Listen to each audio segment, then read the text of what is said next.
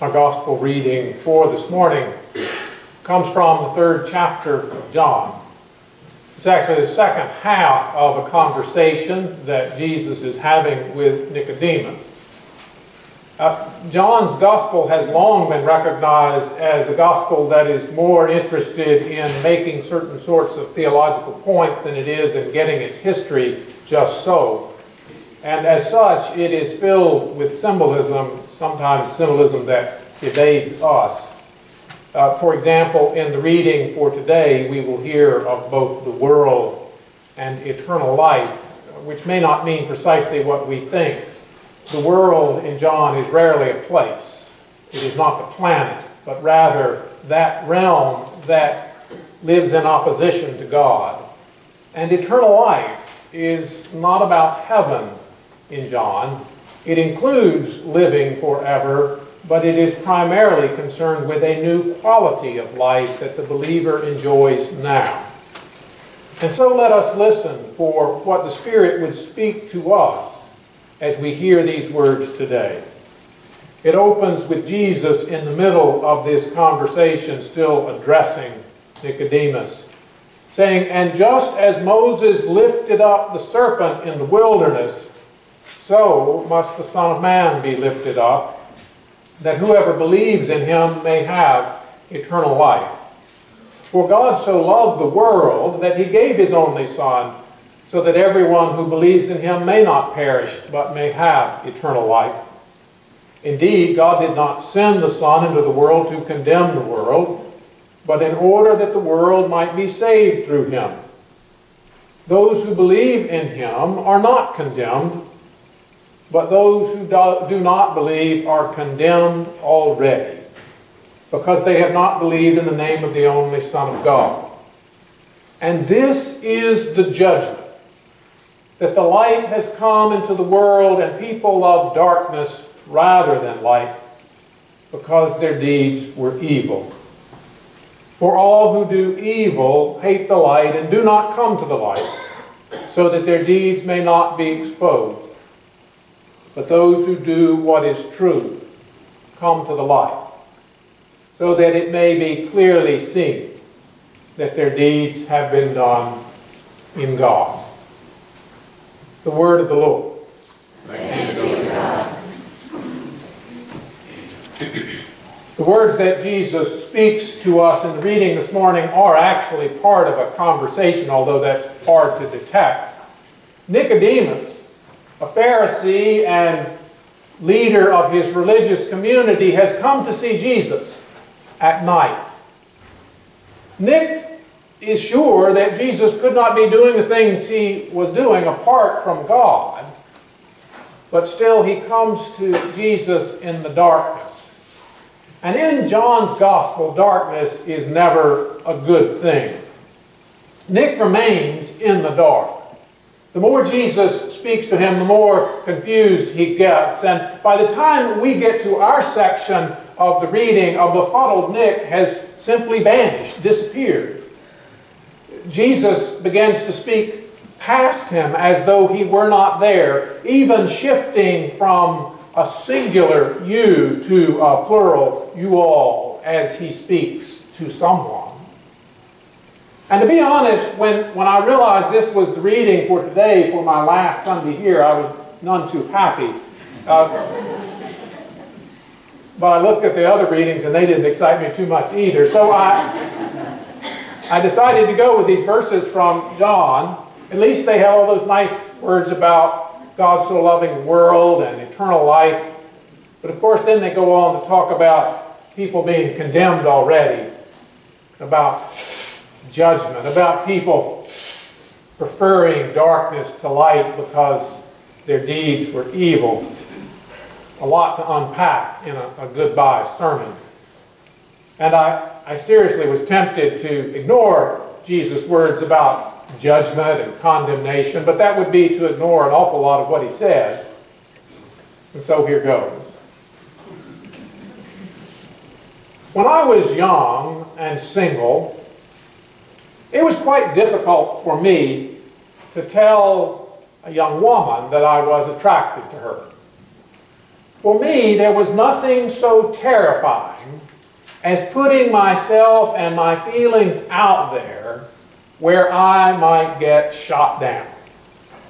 And I'm going to assume that many of you at some point in your life have wanted to let someone know that you were interested in them, that you wanted to go out with them. But when you blurt out, "Will you go out with me?" or if you're in a relationship, "I love you," you have precipitated a moment of crisis. There is no going back. Things may go well, they may go poorly, but things will not be the same. Now, if you've ever been shot down when you ask someone out on a date, or if you've ever loved someone who could not or would not return that love, you may already have some small sense about what Jesus is speaking on when he speaks of being condemned already, of judgment. Now, I know that we often assume that Jesus is speaking here about whether or not we're saved, about whether or not we're on the heavenly guest list. But actually, I think Jesus is talking about the sort of crisis that happens when someone says, "I love you." In the verses we heard, John's Gospel says, "And this is the judgment, that the light has come into the world, and people love the darkness rather than the light because their deeds were evil." In this line, the word translated judgment is actually a Greek word, krisis, which is, as you perhaps can hear, the origin of our word, crisis. And the judgment that this crisis of God's love to us brings about is very much like that crisis that happens when someone says, "I love you." It demands a response. The one addressed must either move towards the love, towards the light, or must pull away.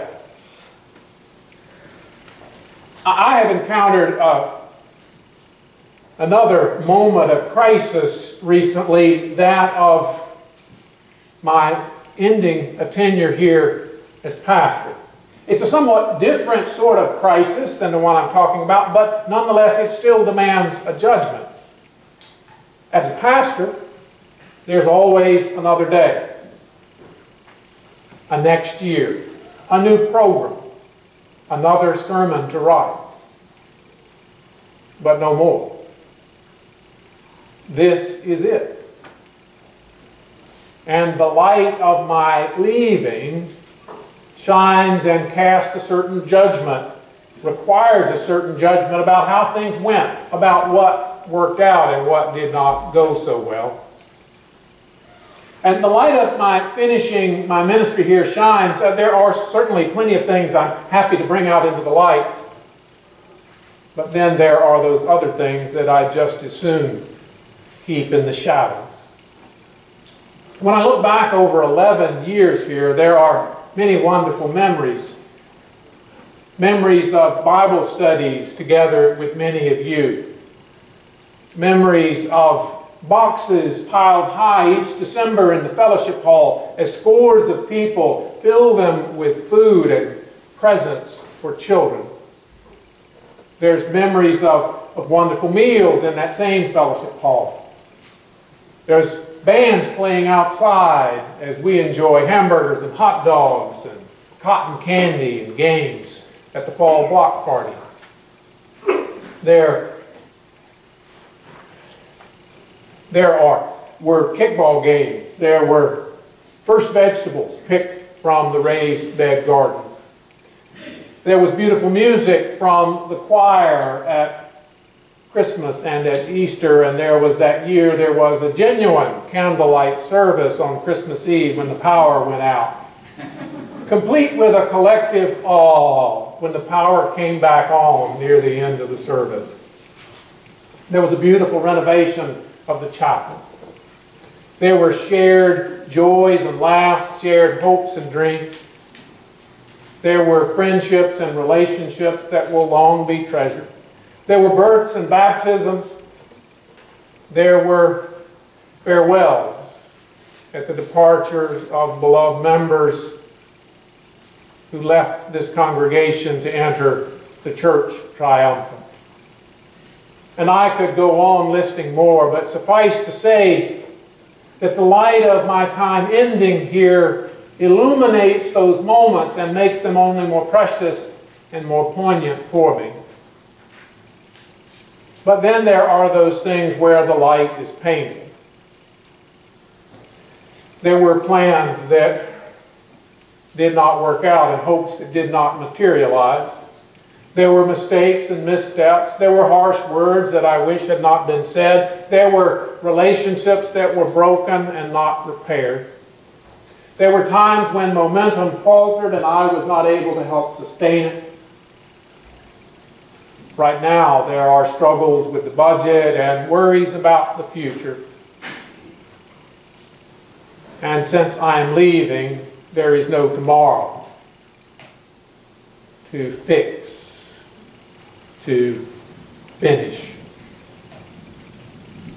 The light shines on failures and things undone. The light shines on the good and the bad, the positive and the negative, and it renders its judgment. It reveals how things are now, in the moment, in the now and the already, and that is precisely the sort of language that Jesus used when he speaks of those who are condemned already. And here I think Jesus is trying to speak of that crisis of now, that crisis that comes from the light. When the light of God's love strikes us, judgments follow. Crisis ensues and judgments must be made. But, and this is the critical thing, Jesus does not say that these judgments are final. Nicodemus. Remember Nicodemus? Nicodemus came to Jesus in the dark of night, hiding from the bright light of God's love. He is unable to make sense of Jesus or to believe anything that Jesus tells him. And he simply, in our story, evaporates into the darkness, disappearing without a sound. But that is not the last time Nicodemus appears in John's Gospel. His final appearance is in broad daylight, when Jesus dies on the cross. And Joseph of Arimathea comes to ask Pontius Pilate for the body. John's Gospel says, Nicodemus, who had first come to Jesus by night, came also, bringing a mixture of myrrh and aloes, weighing almost 100 pounds. Nicodemus, not one of the believers, who according to Jesus' own words was condemned already, who preferred darkness to light. This Nicodemus is still somehow drawn to the cross.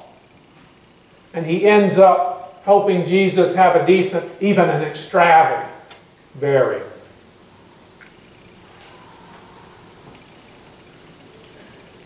God so loved the world that struggles mightily against God.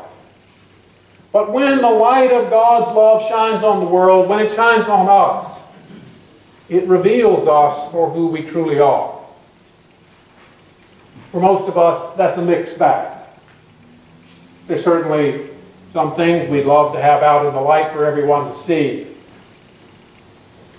But there's much about each of us, about our families, our communities, about our church, that we just as soon keep hidden. When the light of God's self-giving love that would go to a cross for our sake, shines on us, it reveals how selfish and unloving we can sometimes be. It reveals how our love is often reserved for a select few, how we expect our churches to serve us rather than sacrifice themselves for the world. When God's light shines on us, when the love of God shines on us, we are judged in the moment, in the now, in the already. And oftentimes that judgment is not pretty. But the now, the already, is not the future. It was not Nicodemus's future. It is not your or my future. It is not Boulevard Presbyterian's future. And it most certainly is not God's future. That new day that draws near to us in Jesus. And the cross of Jesus draws us towards that new day, towards a future not bound by the already and the now. A future not bound by our failings and our shortcomings and our timid faith. A future not bound by current judgments. At the cross, we meet a love so powerful that it can transform who we are and what we will be. At the cross, we meet God's love that turns weeping to dancing, darkness to light, judgment to hope, endings to new beginnings, and the death of condemned already to the glory of eternal life. Thanks be to God.